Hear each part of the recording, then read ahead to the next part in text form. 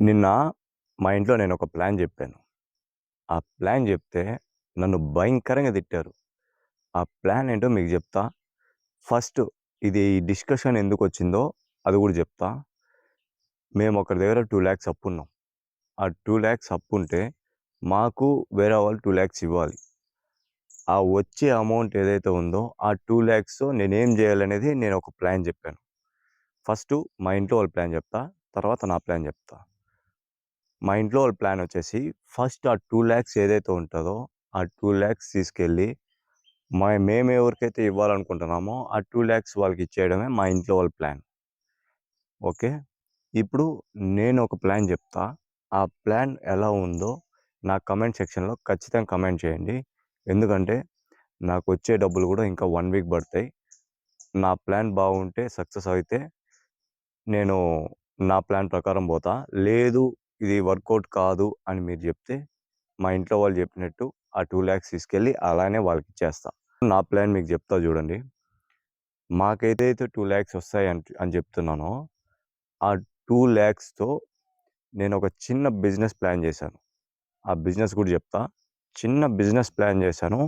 ఆ బిజినెస్‌లో ఏదైతే వచ్చే డబ్బులు ఏదైతే ఉంటదో, దాన్ని ఒక 2,00,000గా చిట్టి రూపంలోనో, ఏదో ఒక చిట్టీలు గిట్టీలు ఏదో ఒక రూపంలో డబ్బులేసుకొని, ఒక బల్క్‌గా వచ్చే డబ్బులు ఆ 2,00,000 అనేది వాళ్ళకిచ్చేద్దామనేది నా ప్లాన్.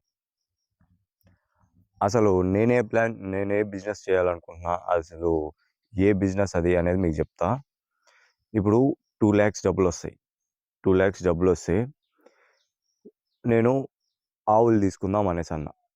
ఒక్కొక్క ఆవు 60,000 రఫ్‌గా యేసుకున్నా గూడా 1,80,000లో 3 ఆవులొస్తది. వస్తే మంత్లీ మనం పాలు పోసుకున్నా గూడా ఒక్కొక్క ఆవు పైన తక్కువ అన్ని ఖర్చులు పోయి తక్కువగా ఒక 8,000 యేసుకున్నా మంత్లీ 24,000 వస్తుంది డబ్బులు.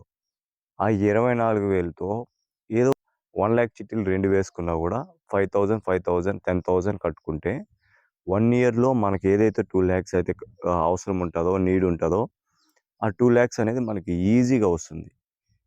అప్పుడు ఆ డబ్బులు తీసుకొని పోయి వాళ్ళకిద్దాము. ప్లస్ మనకిక్కడ ఆవులు మిగులుతది. మనకి మంత్లీ ఇన్‌కమ్ అనేది జనరేట్ అవుతూనే ఉంటది.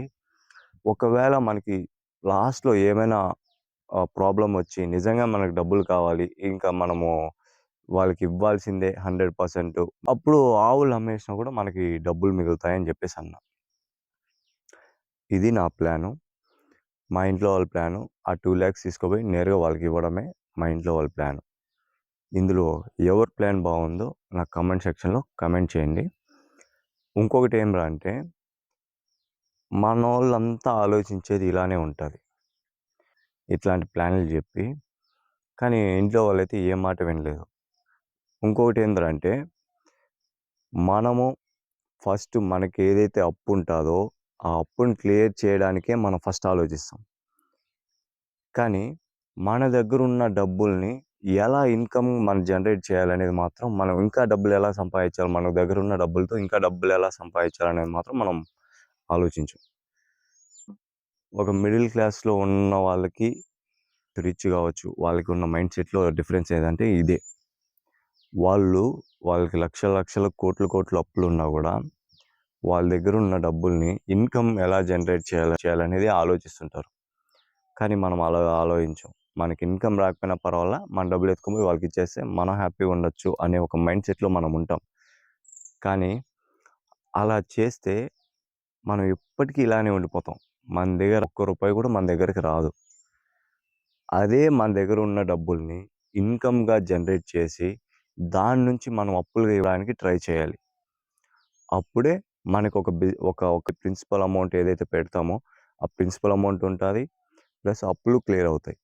మనకు ఖర్చు పెట్టడం కూడా తెలీదు. అప్పులు చేసి ఎలా యూజ్ చేసుకోవాలో కూడా మనకు తెలీదు. మనం బేసిక్‌గా అప్పులు ఎందుకు చేస్తాం? మన అవసరాలకు చేసేస్తాం. మన ఖర్చులకి చేసేస్తాం. మనం దేనికి పనికిరాని వాటికన్నిటికి అప్పులు చేస్తాం. నేను ఇంతకుముందు అప్పులు దేనికి చేసేవాడినో నేను మీకు చెప్తా. మంచి బట్టల కోసం అప్పులు చేసేవాడిని. మంచి ఫోన్‌ల కోసం అప్పులు చేసేవాడిని. మంచి బైక్ కోసం అప్పులు చేశాను. ఇలా ఇట్లా పనికిరాని వాటికన్నిటికి మనం అప్పులు చేస్తాం. ఒక రిచ్ పర్సన్ చెప్తా. వాళ్ళు అప్పులు ఎలా చేస్తారో తెలుసా? ఒక రూ. 1,00,000 అప్పు చేశారనుకో, ఆ రూ. 1,00,000లో వాళ్ళకొక 3-4 లాక్స్ వచ్చేలాగా ప్లాన్ చేసుకుంటారు. ఆ ఇన్‌కమ్ జనరేట్ చేసిన దాంట్లో వాళ్ళు యూజ్ చేసుకుంటారు. కానీ మనం ఫస్ట్ ఎత్తిందే అప్పులు చేస్తాం. అప్పులు చేసింది కూడా మనకి ఇన్‌కమ్ జనరేట్ అవ్వకుండా మన స్వతహాగా ఖర్చులు పెట్టడానికే యూజ్ చేస్తుంటాం. సో, ఇలా చేస్తే ఎప్పటికీ మనకి ఇన్‌కమ్ అనేది రాదు. ఇన్‌కమ్ జనరేట్ కాదు. మనం ఎప్పుడు ఇలానే ఉంటాం. చేసిన అప్పుల్ని తీర్చుకోవడానికే మన లైఫ్ మొత్తం సరిపోతది.